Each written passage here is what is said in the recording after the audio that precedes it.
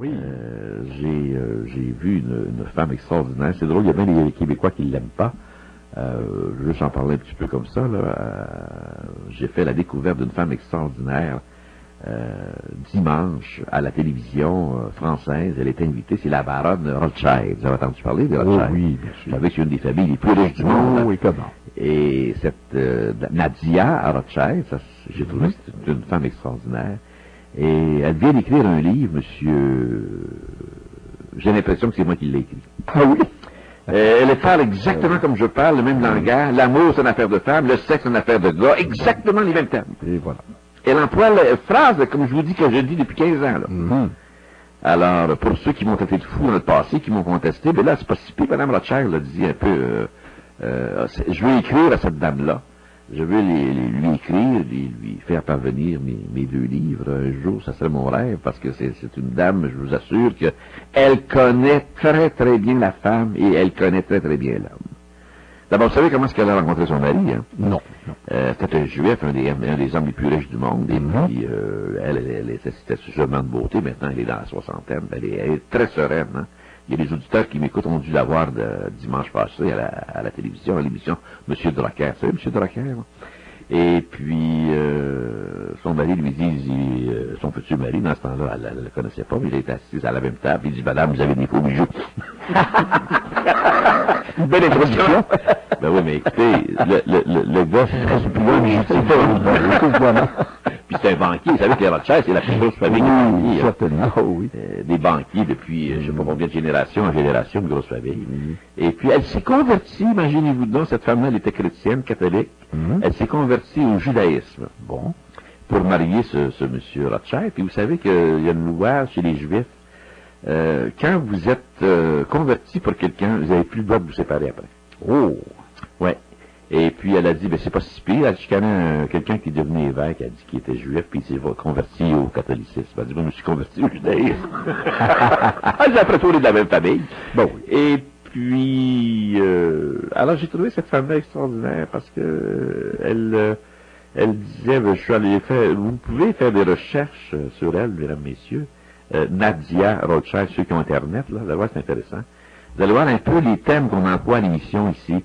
Elle dit, à un moment donné, elle dit, ce qu'on dit, là, nous, depuis toujours, depuis 15 ans que j'ai dit ça, la femme est pas faite pour donner à l'homme, elle est faite pour demander à l'homme. Ce que je dis depuis des années. L'homme n'est pas fait pour demander à une femme, il est fait pour donner à une femme. Oh. Ben oui, c'est ça la nature. Et c'est une femme qui est très, très estimée. C'est une femme milliardaire d'une générosité incroyable. Elle donne pour la recherche, pour les pauvres. Il y a tout... moi, j'ai trouvé cette femme-là d'une sérénité extraordinaire. Puis il y avait vous savez, l'actrice italienne, comment vous l'appelez? Elle était si belle, parce que je trouve plus belle du tout maintenant. Gina Lollobrigida. Gina, elle est venue, elle dit, toi, pauvre Gina, t'as prêté chanceux que tes amours. Elle dit, j'en veux plus. C'était la plus belle femme du monde. Elle dit, j'en veux plus. Elle dit, je fais de la sculpture, je suis peut-être mieux de même, je suis tout seul. Elle dit, bon. Mais elle disait qu'elle avait eu un seul mari, qui avant, toi, t'étais privilégiée, t'étais chanceuse. Mais c'est pour vous dire que cette dame-là, la baronne Rothschild, ça, c'est une vraie femme. C'est ça, une vraie femme. C'est une femme qui connaît bien la dimension de l'homme et la dimension de la femme. Il y a un de mes amis, lui, qui ne l'aime pas du tout, c'est parce qu'elle a parlé des Québécois dans son livre. Elle disait que faut faire attention aux Québécois. Alors, vous leur demandez s'ils ont des beaux gosses, puis elle dit, ben c'est culottes, puis ils nous montrent leurs testicules. Ça a choqué un de mes amis. il faut, comme vous dites, il faut savoir décoder quand même. Ben évidemment. Dans ces citations, comme je le disais un peu plus tôt, les hommes sont faits pour avoir de l'argent, pas les femmes. C'est la femme aujourd'hui qui veut être médecin puis qui fait de l'argent. C'est pas fait pour une femme, c'est fait pour un homme. Les hommes sont faits pour avoir de l'argent, pas les femmes. Les femmes sont faites pour en demander. Ah bon? Voilà. Elle dit, l'adultère est possible, mais une femme ne doit jamais avouer. Oh.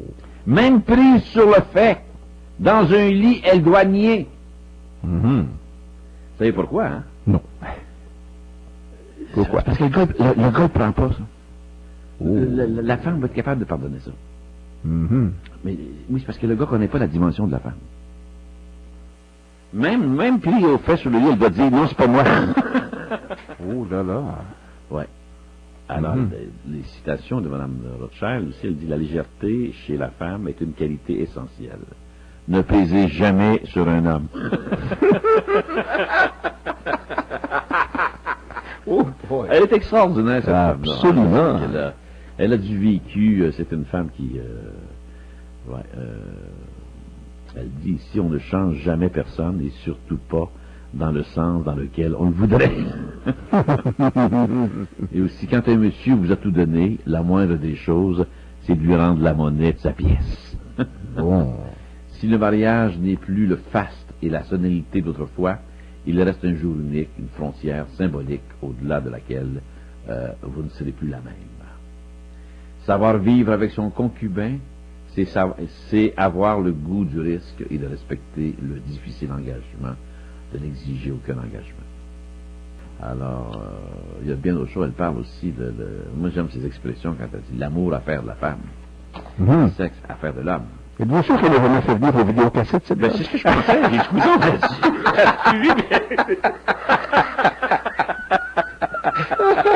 Regardez dans vos listes s'il n'y a pas une nommée Rothschild. Ou peut-être au nom de son domestique. Encore. Non, son domestique, ils ont fait venir ma main dessus. Sait-on jamais. Ah, monsieur, tout est possible aujourd'hui. Oui, c'est vrai. Comme on disait tout à l'heure, rien ne nous surprend. Ah ouais, il n'y a plus rien qui me surprend, vous savez. On dit ici que, un petit peu là, Edmond Rothschild était récemment marié d'une année seulement, quand il a rencontré Nadine en remarquant que ses bijoux étaient faux. Elle n'était pas solidaire des autres femmes en provoquant un divorce. Puis l'évêque qui s'est converti du judaïsme, c'était Monseigneur Lutiguère.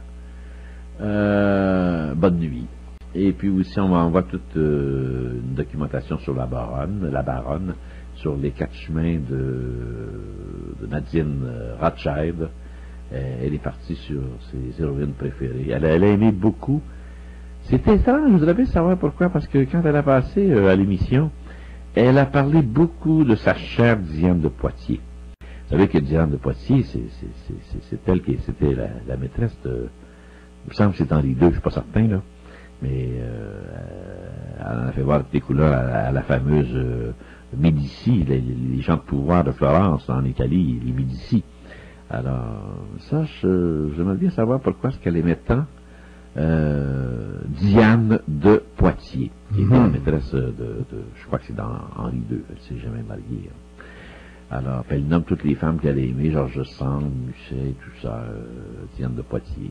Alors, merci beaucoup de me faire parvenir cette documentation. C'est une dame qui m'intéresse beaucoup, madame Rothschild. À propos, Roger, est-ce que ce Rothschild est un descendant de... Il y avait un fameux banquier en Allemagne au 19e siècle, là, c'est... Oui, à Francfort. Oui, c'est ça, je pense, oui. Oui, à Francfort, absolument.